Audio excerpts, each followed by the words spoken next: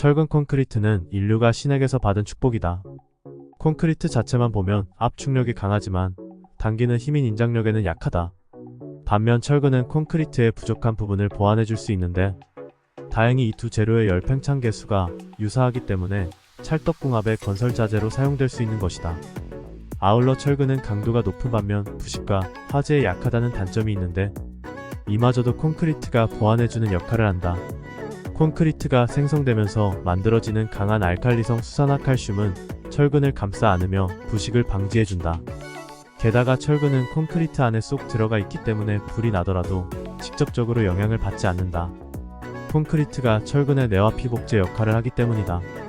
이런 철근 콘크리트가 없었다면 아마도 우리는 여전히 단층 집에 살아야 했을 것이고, 그랬다면 인구 1000만 명이 서울이라는 작은 도시의 용적률을 높이는 식으로 도심 속 녹지를 형성하며 살 수도 없었을 것이다. 콘크리트 덕분에 우리는 높은 아파트에서도 안정감 있게 거주할 수 있고, 내화성 및 내부 식성, 그리고 단열이 완벽하게 된 집에서 살 수 있게 되었다.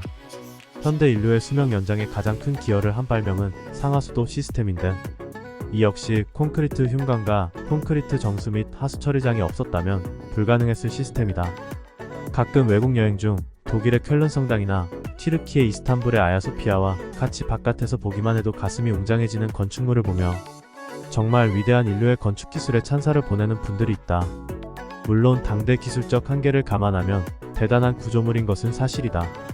하지만 건설 엔지니어인 나의 관점에서는 찬사만 보낼 수 없는 게, 이러한 과거 건축물을 지은 기술은 현재 거의 가치가 사라진 기술의 조합에 불과하기 때문이다.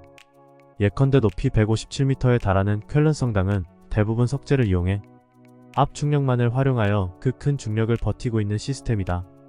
압축력만을 활용한 것은 고대 이집트 피라미드 때부터 똑같은 것인데, 고딕 건축의 시대에 어찌 그렇게 높이 지을 수 있었냐고 반문한다면 고딕 건축의 세 가지 특징인 첨도아치, 공중외벽, 표차공룡으로 설명할 수 있다.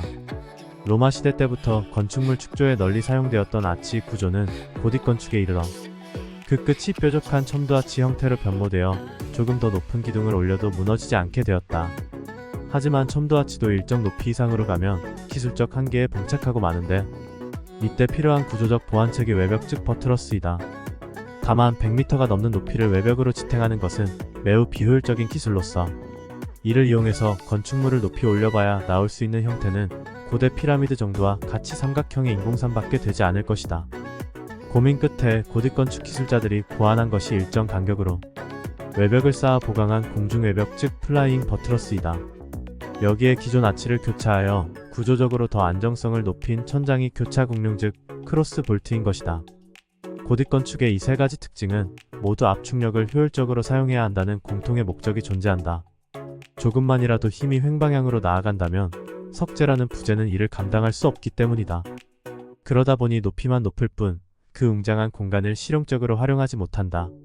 쾰른 성당 모든 층 면적의 합계인 연면적은 약 8,000제곱미터에 불과하다.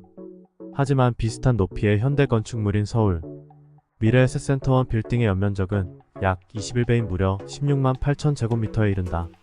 이렇듯 같은 높이의 건물이지만 석재의 압축력으로 높게만 만든 건물과 철골 구조로 매 4m마다 횡방향으로 공간을 창출해 나간 건물의 활용도는 20배 넘게 차이가 난다. 미래에셋센터원 빌딩의 건축 면적은 고작 5,094제곱미터에 불과하다. 투입된 비용까지 고려한다면 20배가 아닌 200배의 차이가 난다고도 볼 수 있다. 쾰른 성당은 수백 년에 걸쳐 일반 시민의 희생을 통해 만들어졌지만 미래에셋센터원과 같은 빌딩은 고작 4년의 공사기간 안에 사회적 효용 높은 구조물을 효율적으로 만들어냈다. 게다가 미래에셋센터원은 완공 후 기부 체납을 통해 빌딩 앞 광장과 건물 1층을 개방하고 있는데, 이쯤 되면 현대 건축물의 사회적 효용은 과거의 그것과 비교하기 어려운 수준임을 알 수 있다. 때문에 왜 건설 엔지니어로서 역사적인 건축물의 가치를 매우 높이 평가하는데 동의하기 어려운지 조금은 공감할 수 있을 것이다.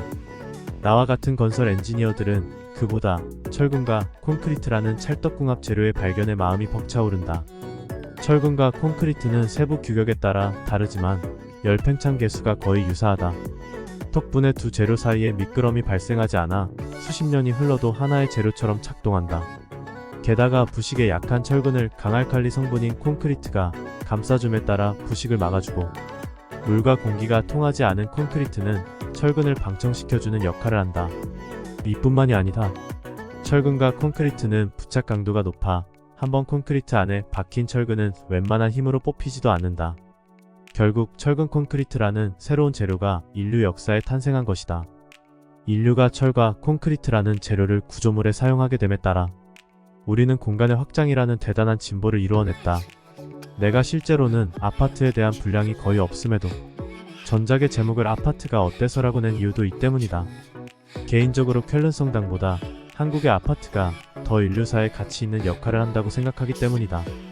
쾰른 성당과 같은 것이 인류 역사에 더 많았다면 더 수많은 시민이 고통받았을 테지만 한국의 판상형 아파트와 같은 구조물 덕분에 우리는 조선시대 왕족들보다 훨씬 더 안락한 삶을 누릴 수 있다고 생각한다. 따라서 누군가 나에게 쾰른 성당 정말 너무 위대하지 않아요? 라고 물어본다면 물론 아파트의 원형은 스위스의 건축가 르코르 비지에에서 나왔지만 나는 쾰른 성당보다 한국의 아파트가 더 위대하다고 이야기해주고 싶다.